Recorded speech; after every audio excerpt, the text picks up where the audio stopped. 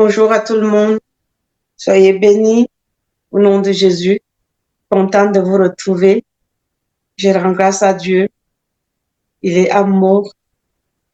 Il veille sur ses enfants. Amen. Le Seigneur nous a donné une parole. Le thème, c'est quoi? Le thème, c'est fuir les passions du monde.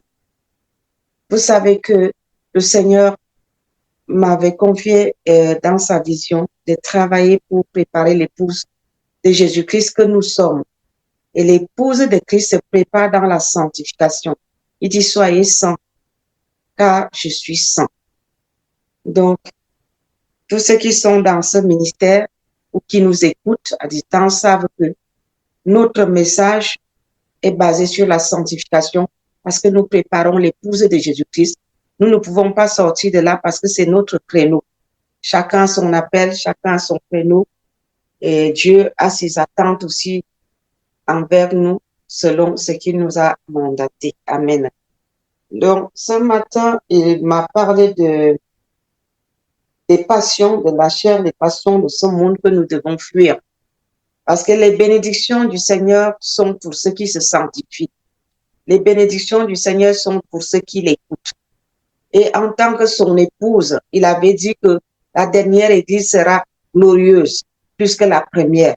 Et pour que cette gloire-là nous localise, pour que la gloire soit manifestée dans l'église, nous devons premièrement suivre ses principes, c'est-à-dire suivre ses recommandations, marcher selon sa volonté.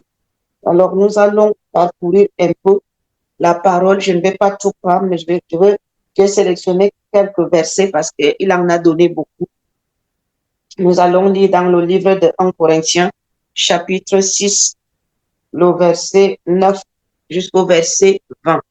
Alléluia. 1 Corinthiens, chapitre 6, du verset 9 au verset 20. Je vais lire au nom de Jésus-Christ de Nazareth. Ne vous y trompez pas. Non, il commence. Ne savez-vous pas que les injustes n'hériteront point le royaume de Dieu? Il nous pose la question. Est-ce que vous ne savez pas que les injustes n'hériteront point le royaume de Dieu? C'est comme un rappel que n'oubliez pas, pendant que vous vivez votre vie, mais sachez une chose, les injustes n'hériteront point le royaume de Dieu. Ne vous y trompez pas, ni les débauchés, ni les idolâtres, ni les adultères, ni les efféminés, ni les homosexuels, ni les voleurs, ni les cupides, ni les ivrognes, ni les outrageux, ni les ravisseurs n'hériteront le royaume de Dieu. Et c'est là ce que vous étiez quelques-uns d'entre vous. Mais vous avez été lavés, mais vous avez été sanctifiés, mais vous avez été justifiés au nom du Seigneur Jésus-Christ et par l'Esprit de notre Dieu. Il dit au verset 9, ne savez-vous pas que les injustes n'hériteront pas le royaume de Dieu? Ne vous y trompez pas, ni les débauchés, ni les idolâtres, ni les adultères, ni les efféminés, ni les homosexuels, ni les voleurs, ni les cupides, ni les ivrognes, ni les outrageux, ni les ravisseurs n'hériteront le royaume de Dieu. Et c'est là ce que vous étiez quelques-uns d'entre vous. Mais vous avez été lavés. Nous avons été lavés par le sang de Jésus-Christ. Mais vous avez été justifiés. Nous avons été justifiés par la mort de Jésus-Christ à la croix et par l'Esprit de notre Dieu. C'est ça qui nous donne accès devant le trône de grâce, la justice du sang de Jésus. Il nous rappelle le prix que Jésus a payé. Verset 12. Tout m'est permis, mais tout n'est pas utile. Tout m'est permis, mais je ne me laisserai pas asservir par quoi que ce soit. Ça veut dire, nous avons le libre choix de faire tout ce que nous désirons. Mais est-ce que tout cela est nécessaire? Dieu nous laisse libres. Voilà pourquoi nous n'obligeons à personne de faire quoi que ce soit. Dieu lui-même nous laisse libres. Mais nous avons le choix. Il dit quelque part dans sa parole que je mets devant vous la vie et la mort, le bien et le mal. Il dit, choisis le bien, choisis la vie. Donne un conseil, mais il n'impose pas. Les aliments sont pour le ventre et le ventre pour les aliments. Et Dieu détruira l'un comme l'autre. Mais le corps n'est pas pour la débauche. Il est pour le Seigneur et le Seigneur pour le corps. Et Dieu qui a ressuscité le Seigneur nous ressuscitera aussi par sa puissance. Ne savez-vous pas que vos corps sont des membres de Christ? Prendrai-je donc les membres de Christ pour en faire les membres d'une prostituée? Loin de là. Ne savez-vous pas que celui qui s'attache à la prostituée est un seul corps avec elle? Quand on parle ici de prostituées, ce n'est pas seulement les prostituées que nous connaissons qui se tiennent au bord des rues. Il y a la prostitution physique, il y a la prostitution spirituelle. On peut être prostitué spirituellement. C'est-à-dire quoi? Nous sommes mariés à Jésus-Christ. Nous laissons les choses saines et nous nous abreuvons aux choses abominables. C'est de la prostitution. Après, et lorsque nous nous abreuvons aux choses abominables, ça veut dire que nous allons adorer d'autres dieux en pratiquant les choses que eux ils font là-bas dans leur monde. Ça s'appelle la prostitution. La prostituée, c'est pas seulement, oui, il y a celle qui se tient au bord des rues ou qui va avec tout le monde, c'est vrai. Dieu n'aime pas non plus. Mais il y a la prostitution spirituelle qui est plus grave encore. La Bible nous dit quelque part qu'on ne peut pas manger sur la table du Seigneur et aller manger encore sur la table des démons. Et il y a plusieurs manières de manger sur la table des démons. Et il y a plusieurs manières de vivre l'adultère spirituel. S'abreuver à des choses, à des sources qui ne sont pas pures. C'est de la prostitution. Et lorsqu'on s'associe à de telles choses, on devient un avec le diable. La Bible dit, je continue, car est-il dit, les deux deviendront une seule chair. Donc, lorsqu'on s'associe à des choses abominables, nous devenons une seule chair avec ces choses-là. Tout comme la prostituée physique qui s'associe à un homme ou à une femme. Parce qu'il n'y a pas que les prostituées femmes. Les hommes aussi se prostituent. Mais celui qui s'attache au Seigneur est avec lui un seul esprit. Si nous décidons de nous attacher au Seigneur, eh bien, nous ferons aussi un seul esprit parce que lui, il est esprit, il n'est pas chair. Verset 18, le Seigneur nous dit, fuyez la débauche. Quelques autres péchés qu'un homme commette, ce péché est hors du corps. Mais celui qui se livre à la débauche pêche contre son propre corps. Et nous pouvons aussi le voir. Une sœur chrétienne m'a donné un témoignage au cours de ce dernier voyage. Elle me dit, heureusement que je vis dans la sanctification. Qu'est-ce qui s'est passé? Il y avait un homme qui venait lui faire la cour. Et cet homme est dans le corps médical. Il est médecin. Et cet homme est atteint du VIH-Sida. Et il passe le temps à faire la cour et à contaminer les autres. Elle venait d'arriver dans le milieu, dans le quartier ou dans le milieu, bref, elle ne savait pas qui est qui. Cet homme a commencé à venir lui faire la cour, à lui montrer comment elle est belle, comment. Elle aussi s'est mise à lui prêcher l'évangile. Voilà une arme pour les sœurs ou les frères. Lorsque une femme te fait la cour ou un homme te fait la cour, si tu ne veux pas tomber, commence à lui, il te prêche le monde, toi aussi prêche-lui l'évangile. Alléluia. Dis-lui que Jésus-Christ l'aime et qu'il voudrait sauver son âme. Donc la sœur s'est mise à lui prêcher l'évangile. C'est ainsi que le monsieur, il va fuir. Parce que ce genre de personnes n'aiment pas entendre parler de Jésus-Christ. Quelque temps après, comme le Seigneur a vu que sa fille était intègre, le Seigneur a permis qu'elle découvre la vérité. Et quelqu'un lui fait connaître que ce monsieur, il a le sida et il passe le temps à draguer toutes les femmes et à contaminer. Pourtant, il est du corps médical. Vraiment, c'est dégueulasse. Vraiment, c'est méchant. Il sait très bien ce qu'il fait, mais il le fait quand même. Et la sœur a demandé, mais si vous le savez, pourquoi ne pas le dénoncer? Bref, c'est là où la conversation s'est arrêtée. C'est pour dire quoi? C'est pour dire ici, le Seigneur dit ici, fuyez la débauche. Quelques autres péchés qu'un homme commette, ce péché est hors du corps. Mais celui qui se livre à la débauche pêche contre son propre corps. Ça veut dire quoi? Ça veut dire que si tu vas avec cet homme, tous ceux qui sont allés, toutes les femmes qui sont allées avec lui, elles ont péché contre leur corps. Aujourd'hui, elles sont contaminées. Elles sont dans la souffrance, dans leur corps, malades. Elles souffrent dans leur corps, dans leur chair. Parce qu'elles ont contaminé leur corps. La Bible est claire. Ne savez-vous pas que votre corps est le temple du Saint-Esprit qui est en vous, que vous avez reçu de Dieu et que vous ne vous appartenez point à vous-même? Je lisais quelque chose hier soir avec mon mari.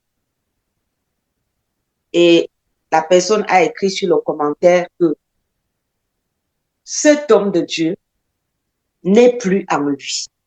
Ça veut dire que il ne peut plus décider lui-même. Il est devenu dépendant du diable. Parce qu'il faut appeler la chose par son nom. Et c'est ça que le Seigneur dit ici, que nous ne nous appartenons plus nous-mêmes. Nous appartenons à Jésus-Christ. Et ceux qui n'appartiennent plus à Jésus appartiennent à l'autre. Il n'y a que deux personnes. Soit tu appartiens au diable, soit tu appartiens à Jésus. Je ne dis pas que le chrétien ne pêche pas. Le chrétien pêche, mais il ne pratique pas le péché. Ça veut dire quoi? Ça veut dire que lorsque nous tombons dans le péché, nous avons la possibilité, Jésus-Christ nous a fait grâce, nous avons une porte ouverte pour aller se repentir. Notre conscience nous juge et nous condamne.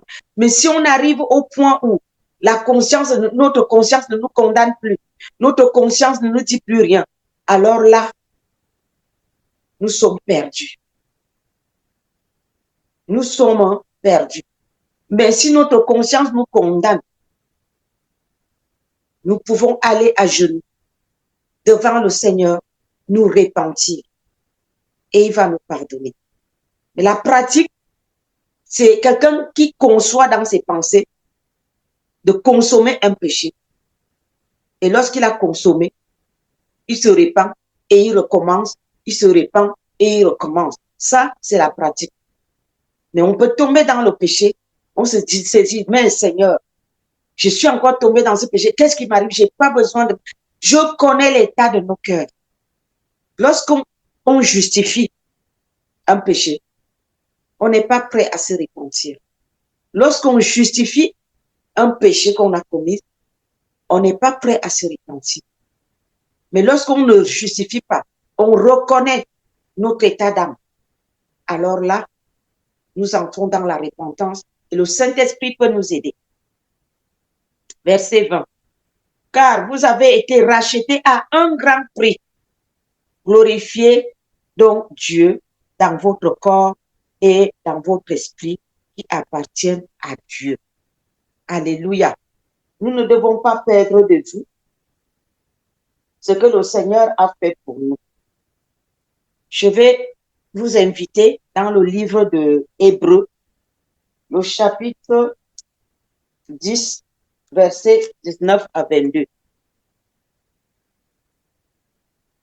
Hébreux 10, versets 19 à 22, et je lis au nom de Jésus-Christ.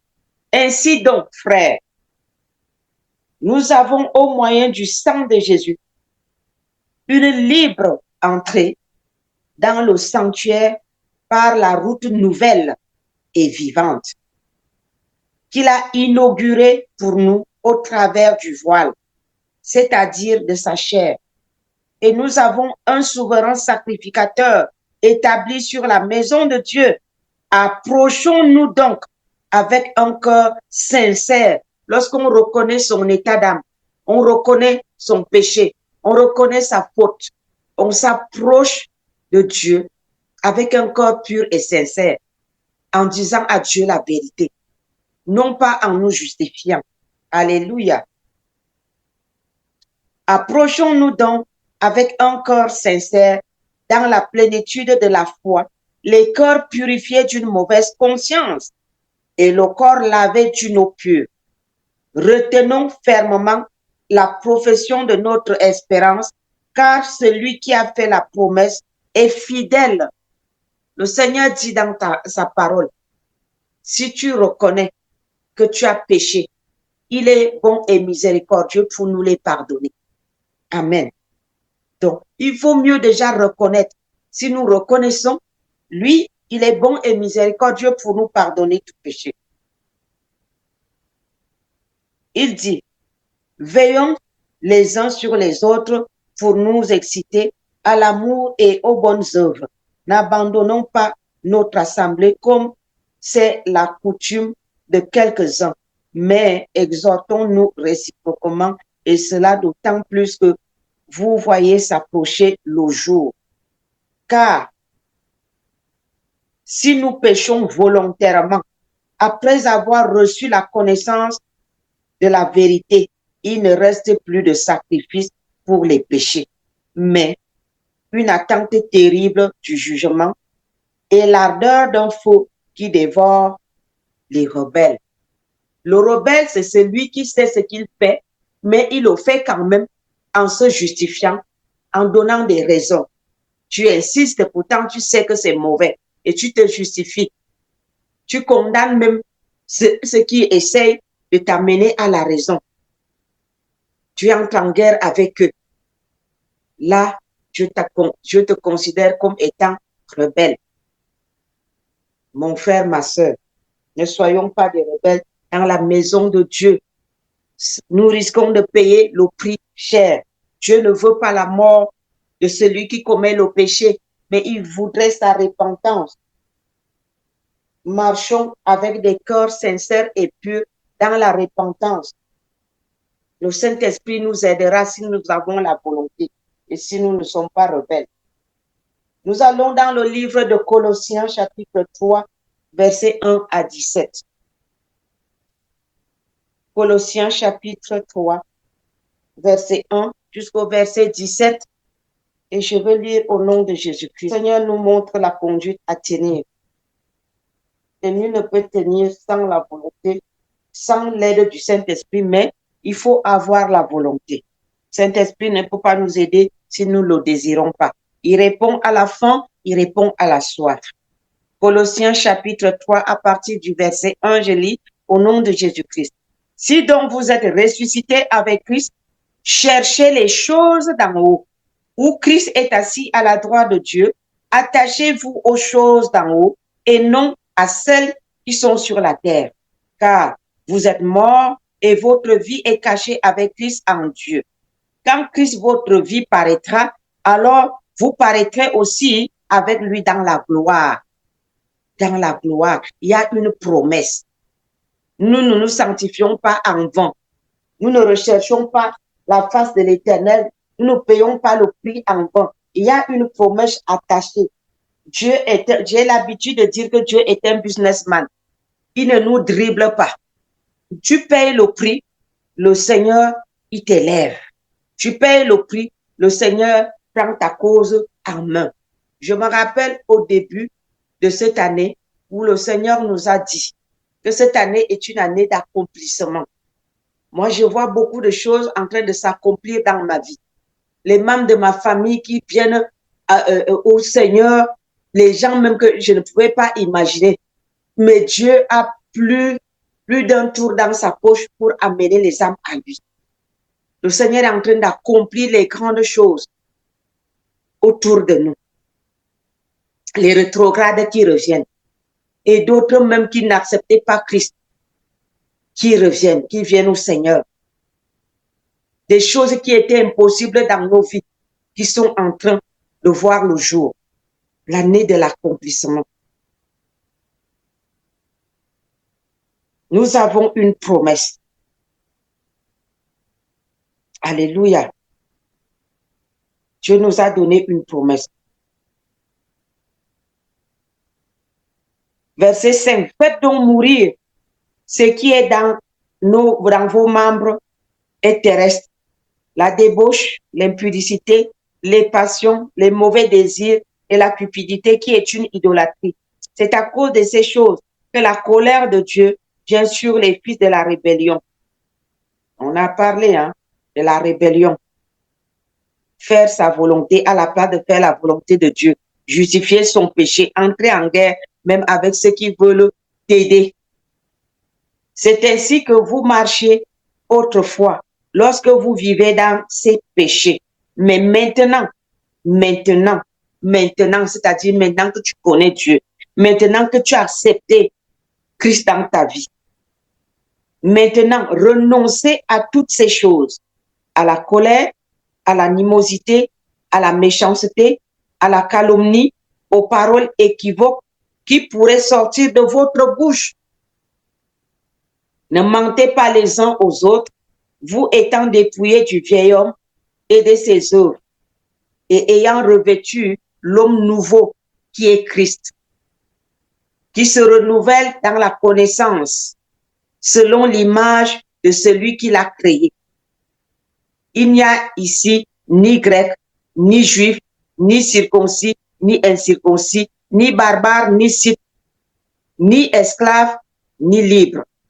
Mais Christ est tout et en tous. Alléluia.